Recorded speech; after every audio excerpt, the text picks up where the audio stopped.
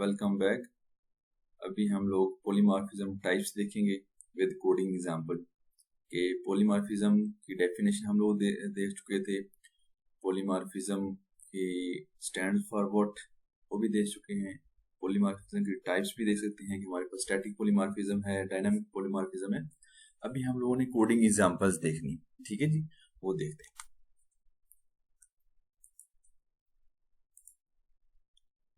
आप हमारा जो एजेंडा है इस टॉपिक में वो ये है कि हमने कोडिंग एग्जांपल देखनी है स्टैटिक बाइंडिंग की और डायनामिक पॉलीमॉर्फिज्म की, ठीक है। और कैसे कैसे हम लोग स्टैटिक बाइंडिंग को अचीव कर सकते हैं, ठीक है। हमने लास्ट लेक्चर में देखा था कि स्टैटिक बाइंडिंग हम लोग फंक्शन ओवरलोडिंग के थ्रू और ऑपरेटर ओवरलोडिंग थ्रू इसको अचीव कर सकते हैं, ठीक है। और जो हमारे पास डायनामिक पॉलीमॉर्फिज्म है वो हम लोग इसके लिए भी 3 मेथड्स है या 3 टेक्निक्स थी। अब्स्ट्रैक्ट क्लासेस थी हमारे पास, अब्स्ट्रैक्ट मेथड्स थे और विजुअल मेथड के थ्रू हम लोग डायनामिक पॉलीमॉर्फिज्म अचीव कर सकते हैं। जी जरा रिवाइज कर लेते हैं। स्टैटिक पॉलीमॉर्फिज्म कब होती है हमारे पास? ये कंपाइल टाइम पर हमारे पास ऑब्जेक्ट और जो फंक्शन होता है वो आपस में उनकी लिंकिंग हो रही होती है, ठीक है। और फंक्शन ओवरलोडिंग के थ्रू हम इसको अचीव कर सकते हैं, ऑपरेटर ओवरलोडिंग के थ्रू हम इसको अचीव कर सकते हैं, ठीक है। तो फंक्शन ओवरलोडिंग से स्टार्ट करते हैं। एक चीज जो जहन में नशीन रहनी चाहिए, जो फंक्शन ओवरलोडिंग होती है वो हमारे पास विदिन द सेम क्लास होती है। हमारे पास जो फंक्शन होगा विदिन द सेम क्लास, जो फंक्शन होगा उसका जो नेम होगा वो सेम होगा, ठीक है। और इसी तरह हमारे पास जो सेम फंक्शन होगा उसमें जो डिफरेंट फंक्शन होंगे विद सेम नेम होंगे उनमें डिफ्रेंशिएशन कैसे हो रही होगी? वो तो या तो हमारे पास जो नंबर ऑफ आर्गुमेंट्स हैं वो डिफरेंट होंगे, या आर्गुमेंट्स की टाइप हो सकता है कि 2 फंक्शंस विद सेम नेम उनमें नंबर ऑफ आर्गुमेंट सेम हो लेकिन उनकी टाइप डिफरेंट होगी। अच्छा, क्या हमारे पास जो रिटर्न टाइप है वो फंक्शन ओवरलोडिंग के ऊपर उसका इम्पैक्ट होता है या नहीं होता है? जी, रिटर्न टाइप का फंक्शन ओवरलोडिंग के ऊपर कोई डिफरेंस नहीं होता, ठीक है। और रिटर्न टाइप हमारे पास फंक्शन की कुछ भी हो सकती है, ठीक है। इसको जरा प्रैक्टिकली कोड देखते हैं, उससे मजीद आपको समझ आ जाएगा। देखें जी, हमारे पास एक क्लास है प्रिंट डाटा, ठीक है। प्रिंट डाटा की हमारे पास क्लास है, उसके अंदर हमारे पास प्रिंट का फंक्शन है, प्रिंट का फंक्शन है, प्रिंट का फंक्शन है, ठीक है। हमने जैसा कि पहले कहा बताया था लास्ट जो डेफिनेशन देखी है फंक्शन ओवरलोडिंग की, कि हमारे पास विद इन सेम क्लास यानी प्रिंट डाटा की क्लास है, ठीक है। सेम क्लास, फंक्शन का नाम सेम होगा, डिफरेंट फंक्शन होंगे विद बल्कि उनके जो नाम होंगे वो सेम होगा, लेकिन वो आपस में जो डिफ्रेंशिएशन उनकी हो रही होगी वो तो या तो आर्गुमेंट्स की टाइप पर, जैसे यहाँ पर हमारे पास ये जो प्रिंट का फंक्शन है इसकी जो आर्गुमेंट है उसकी टाइप इंट है, यहाँ पर डबल है, यहाँ पर स्ट्रिंग है, ठीक है। या हो सकता है कि यहाँ पर स्ट्रिंग हो साथ डबल भी हो, ठीक है। स्ट्रिंग हो, डबल हो, इंट हो, नंबर ऑफ आर्गुमेंट्स डिफरेंट हो, ठीक है। इस तरह हमारे पास ये फंक्शन ओवरलोडिंग है। अभी हम लोगों ने कहा कि जो फंक्शन ओवरलोडिंग है ये किस लिए करते थे जी? स्टैटिक पॉलीमॉर्फिज्म को या अर्ली बाइंडिंग अगर हमने अचीव करनी है तो फंक्शन ओवरलोडिंग के थ्रू करते हैं। और ये कब अचीव होती थी? कंपाइल टाइम के ऊपर, ठीक है। यहाँ पर हमने देखा जो हमारे पास मेन मेथड है, हमने क्या किया कि जो प्रिंट डाटा की क्लास थी उसका हमने एक इंस्टेंस ऑब्जेक्ट बनाया है, ठीक है। अच्छा, जब हमने लिखा है पी डॉट प्रिंट 5, हमने क्या पास किया है? इंटीजर, ठीक है। तो हमारे पास देखिए जरा, हमारे पास जो फंक्शन था इसके अंदर इंटीजर पास हो रहे हैं, ठीक है। आर्गुमेंट के अंदर वो वाला फंक्शन कॉल हो जाएगा, हमारे पास ये वाला प्रिंट कॉल होगा, ठीक है। यानी कि सेम इंटरफेस, देखिए हमारे पास ये भी प्रिंट का फंक्शन है, ये भी प्रिंट का फंक्शन है, ये ठीक है। और इस तरह हमारे पास ये भी प्रिंट का सेम इंटरफेस है, लेकिन उसकी फंक्शनैलिटी क्या है? डिफरेंस है, ये क्या है? पॉलीमॉर्फिज्म है। और ये एज अ कंपाइल टाइम पर हो रहा है, तो ये हमने कहा कि फंक्शन ओवरलोडिंग हमारे पास, ठीक है। पी डॉट प्रिंट 5 करेंगे तो हमारे पास ये वाला फंक्शन कॉल हो जाएगा, इंटीजर है हमारे पास, ये हमारे पास डबल है तो ये वाला कॉल हो जाएगा, और ये हमारे पास पी डॉट प्रिंट करेंगे तो हमारे पास ये स्ट्रिंग ये हम पास करें तो ये वाला फंक्शन। ये थी फंक्शन ओवरलोडिंग की एग्जाम जी। डायनामिक पॉलीमॉर्फिज्म हमने कहा था कि डायनामिक पॉलीमॉर्फिज्म को अचीव करने के लिए हम अब्स्ट्रैक्ट क्लासेस यूज करेंगे, अब्स्ट्रैक्ट मेथड यूज करेंगे और वर्चुअल मेथड्स यूज करेंगे। ठीक है जी। अच्छा जी, अब्स्ट्रैक्ट क्लासेस और अब्स्ट्रैक्ट मेथड के थ्रू कैसे हम लोग अचीव करते हैं डायनामिक पॉलीमॉर्फिज्म। ठीक है, देखिए क्लास प्लीज, अभी हम लोगों ने स्टैटिक पॉलीमॉर्फिज्म के अंदर जस्ट एक ही टेक्निक को देखा है, वो हमारे पास क्या है, फंक्शन ओवरलोडिंग। ठीक है, अभी हम लोग देख रहे हैं डायनामिक पॉलीमॉर्फिज्म। डायनामिक पॉलीमॉर्फिज्म को अचीव करने के लिए हमारे पास 3 टेक्निक्स थी, वो मैंने बता दिया आपको। ठीक है, तो डायनामिक पॉलीमॉर्फिज्म अचीव करने के लिए हम अब्स्ट्रैक्ट क्लास यूज करते हैं। अब्स्ट्रैक्ट क्लास के अंदर अब्स्ट्रैक्ट मेथड्स जी। हम लोगों ने एक क्लास है हमारे पास शेप की, ठीक है, और जो डायनामिक पॉलीमॉर्फिज्म होती है ये हम लोगों ने डेफिनेशन में देखा था कि वो डिफरेंट क्लासेस के अंदर हो। ठीक है, जो स्टैटिक पॉलीमॉर्फिज्म थी विद द सेम क्लास थी। ठीक है, अच्छा जी, हमारे पास एक क्लास है शेप की, उसके साथ हमने कीवर्ड लगा दिया हुआ अब्स्ट्रैक्ट। ठीक है, अब्स्ट्रैक्ट क्लास है हमारे पास और उसके अंदर हम लोगों ने अब्स्ट्रैक्ट मेथड बना दिया हुआ एरिया का। अब ये अब्स्ट्रैक्ट एरिया, इसका क्या मतलब है? देखिए यहाँ पर जो हमारे पास मेथड है जिस उसको एरिया को जस्ट डिफाइन किया है, प्रोटोटाइप दी है, इसकी इम्प्लीमेंटेशन यहाँ पर नहीं है क्योंकि हमारे पास क्या है, अब्स्ट्रैक्ट मेथड है। ठीक है, जब हम लोगों ने फोर्स करना होता है, ये हम लोग कोडिंग में अगर चल के कोडिंग ये देखेंगे, जब हम चाहते हैं कि एक मेथड हम लोग पेरेंट क्लास के अंदर बनाएं और उसको फोर्स करें कि हमारी जो चाइल्ड या ड्राइव क्लासेस हैं उनमें उसको मस्ट भी इम्प्लीमेंटेड होना चाहिए, तो हम उसको क्या करते हैं, अब्स्ट्रैक्ट मेथड बना देते हैं। ठीक है, यहाँ पर हमने क्या किया, एक क्लास बनाई है चाइल्ड, ड्राइव क्लास है रेक्टेंगल की जो कि इनहेरिट कर रही है शेप क्लास को। ठीक है, और रेक्टेंगल के अंदर हमारे पास क्या है जी, लेंथ का एक हमारे पास वेरिएबल है, मेंबर वेरिएबल है, विड्थ का मेंबर वेरिएबल है हमारे पास। ठीक है, इसी तरह हम लोगों ने क्या किया, रेक्टेंगल क्लास का हम लोगों ने रेक्टेंगल क्लास का कंस्ट्रक्टर बनाया है। ठीक है, फिर हम लोग लेट्स सी कंस्ट्रक्टर बनाते हो, वैल्यू पास करेंगे तो वो आ जाएगी, अदरवाइज ये डिफॉल्ट कंस्ट्रक्टर पैरामीटराइज कंस्ट्रक्टर है जो कि हमारे पास कॉल हो जाएगा और बाय डिफॉल्ट वैल्यू क्या इनिशियलाइज हो जाएगी,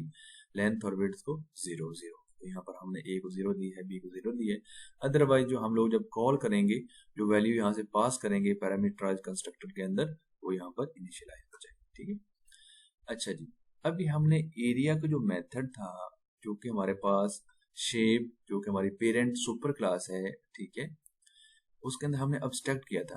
अब इसको हमने ओवरराइड करना है, इसकी इम्प्लीमेंटेशन करनी है रेक्टेंगल क्लास के अंदर, तो हमें उसको ओवरराइड करने के लिए, इम्प्लीमेंट करने के लिए ड्राइव क्लास के अंदर कीवर्ड यूज करने पड़ेगा ओवरराइड का। ठीक है, ये ओवरराइड कर रहे हैं हम इंट एरिया। ठीक है, यहाँ पर हम लोगों ने क्या किया कि रेक्टेंगल क्लास एरिया क्या होगा हमारे पास, विड्थ, विड्थ हमारे पास हम लोगों ने ये देखिए हमारे पास विड्थ है, यहाँ हमारे हमने लेंथ इनिशियलाइज करवाई थी। ठीक है, लेंथ डिफाइन की थी, ये लेंथ आ गई। ठीक है, यहाँ पर इनिशियलाइज हो चुकी है। अच्छा जी, अब देखिए हमारे पास रेक्टेंगल जो हमारे पास ये चाइल्ड क्लास या ड्राइव क्लास की, उसका हमने क्या बना लिया हुआ है, एक ऑब्जेक्ट बनाया है। हम जब करेंगे डबल ए, हमारे पास एक वेरिएबल है आर डॉट एरिया, आर हमारे पास क्या है, हमारे पास ड्राइव क्लास का ऑब्जेक्ट है, डॉट एरिया करेंगे, इसके अंदर रेफरेंस किसका पड़ा हुआ है, हमारे पास चाइल्ड क्लास का पड़ा हुआ है। ठीक है, आर डॉट एरिया करेंगे तो हमारे पास ये वाला एरिया का फंक्शन कॉल हो जाएगा। ठीक है, और एरिया का फंक्शन कॉल होगा तो हमारे पास जो ही हम लोगों ने ये रेक्टेंगल का ऑब्जेक्ट बनाया था, ये हमने इसके अंदर पैरामीटर्स पास किए हैं, आर्गुमेंट्स पास किए हैं 10 और 7, ये इनिशियलाइज हो जाएगी लेंथ और विड्थ। तो जब ये कॉल होगा हमारे पास आर डॉट एरिया, तो यहाँ पर देखिए जरा, रेक्टेंगल क्लास एरिया, लेंथ हमारे पास क्या है 10 है, विड्थ हमारे पास 7 है, यहाँ से देखिए जरा, तो ये 10 मल्टीप्लाई बाय 7, ये 70 हो जाएगा, रेक्टेंगल क्लास एरिया क्या हो जाएगा हमारे पास 70। ठीक है जी, यहाँ पर रिटर्न हो जाएगा ए के अंदर और ए हमारे यहाँ पर शो करवा दिया जी। ये देखिए हमने अब्स्ट्रैक्ट क्लास बनाई है और उसके अंदर एक अब्स्ट्रैक्ट मेथड कैसे यूज करनी है ये। अच्छा, अब्स्ट्रैक्ट क्लास और अब्स्ट्रैक्ट मेथड बेसिकली पॉलीमॉर्फिज्म हम अचीव कर रही हैं, और कौन सी टाइप हम अचीव कर रहे हैं, डायनामिक पॉलीमॉर्फिज्म या लेट बाइंडिंग जो कि हमारे पास रन टाइम पर डिसाइड होता है कि हमारे पास कौन सा फंक्शन कॉल होगा। ठीक, इसको आप मजीद हम इसको एक्सप्लोर करेंगे इंशाल्लाह कि ये एरिया कौन सा फंक्शन कॉल होना चाहिए। आर डॉट एरिया की है तो इसको देखेंगे हम लोग कि हमारे पास पेरेंट क्लास का कॉल होना चाहिए या कौन सी चाइल्ड क्लास का हमारे पास फंक्शन एरिया कॉल होना चाहिए, वो कब पता चलेगा उसको देखेंगे। अच्छा जी, अब्स्ट्रैक्ट मेथड है हमारे पास और वर्चुअल मेथड है, हम लोग ये दोनों को अब देख लेते हैं। ठीक है, अब्स्ट्रैक्ट मेथड और वर्चुअल मेथड। ठीक है जी, अब्स्ट्रैक्ट मेथड हमने एक क्लास बनाई है, ठीक है, शेप की।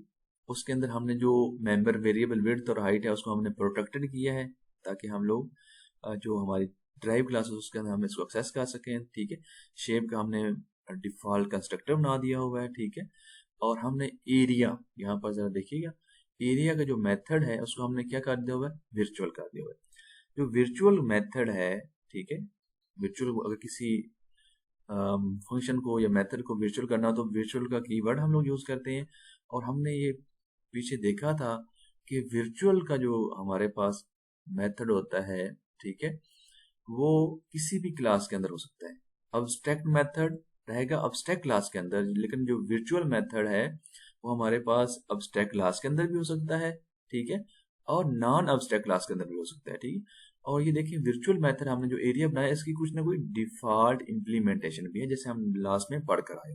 ठीक है, अच्छा जी, अब हमारे पास एक क्लास है रेक्टेंगल की जो कि इनहेरिट कर रही है शेप के साथ। ठीक है, यहाँ पर हमने रेक्टेंगल क्लास जो अभी बनाई है जो कि ड्राइव क्लास है उसका हमने डिफॉल्ट कंस्ट्रक्टर बनाया है। ठीक है, हम ये चाह रहे हैं कि इसके थ्रू हमारे पास जो सुपर क्लास है जो कि शेप या बेस क्लास है उसके कंस्ट्रक्टर को इनिशियलाइज करना है। तो ये हमारे पास एक सिंटैक्स है, बेस ए बी, ये पास हो जाएगा, ए यहाँ पर और बी यहाँ पर पास हो जाएगा।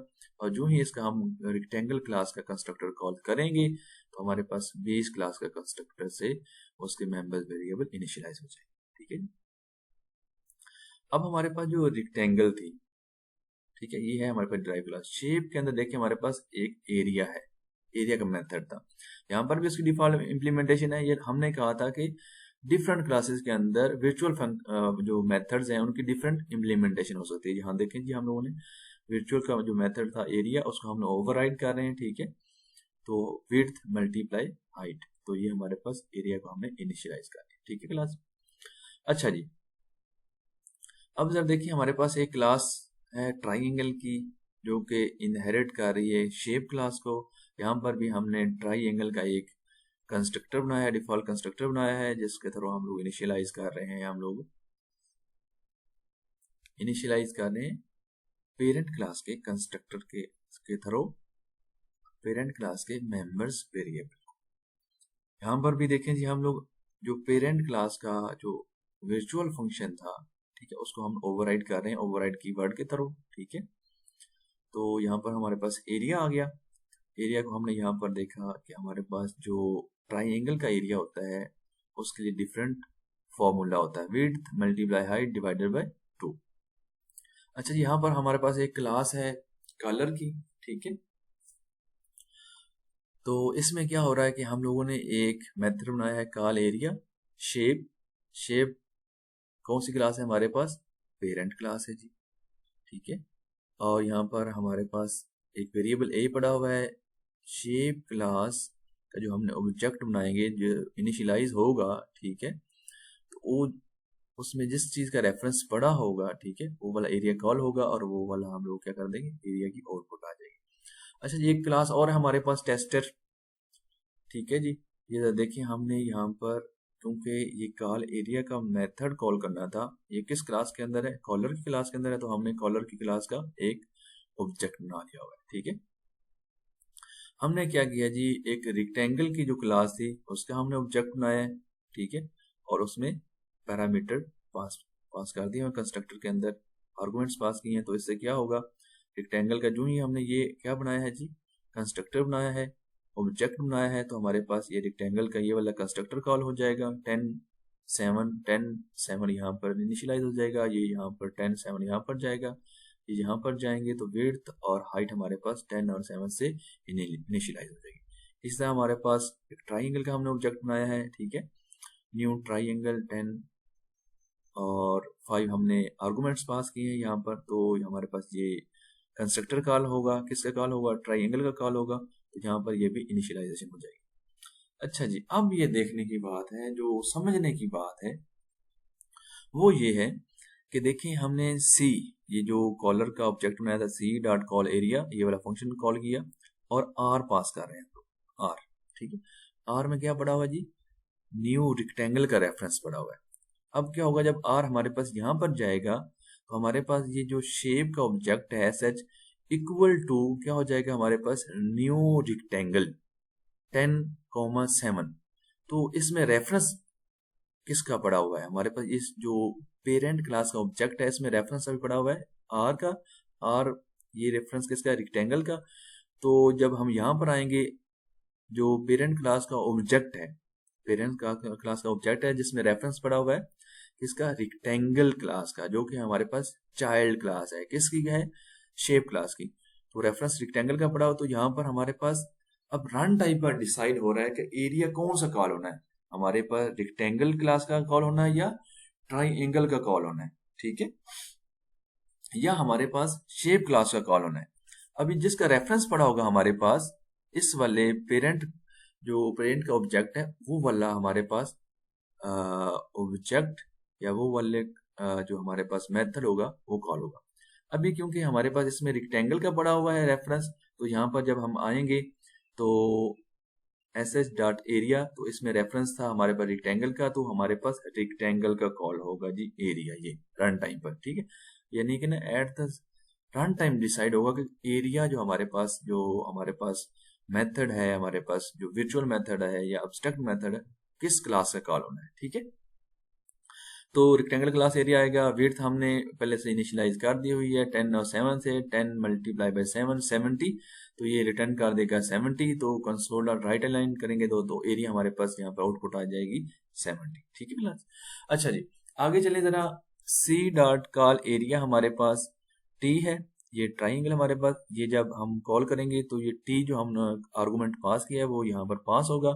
तो शेप का ऑब्जेक्ट अब किससे इनिशियलाइज हो जाएगा, ट्राइंगल के साथ। अब जो हमारे पास पेरेंट क्लास का ऑब्जेक्ट है, ठीक है, वो उसमें जो रेफरेंस पड़ा हुआ है S H equal to new triangle 10,7, triangle का रेफरेंस पड़ा हुआ है। तो जब हम एस एच डॉट एरिया करेंगे तो जो पेरेंट का ऑब्जेक्ट होता है उसमें जिस क्लास का रेफरेंस पड़ा होता है उस क्लास का हमारे पास मेथड या फंक्शन कॉल होता है, ठीक है। तो अब हमारे पास कॉल होगा क्योंकि इसके अंदर रेफरेंस पड़ा हुआ है ट्राइंगल का, तो ट्राइंगल का एरिया कॉल हो जाएगा, विड्थ मल्टीप्लाई बाय हाइट, देखिए 10 मल्टीप्लाई बाय 5 50 डिवाइडेड बाय 2, तो ये 25 आ जाएगा और यहाँ पर 25 आउटपुट में आ जाएगा। होपफुली आप लोगों ने ये लेक्चर एंजॉय किया होगा।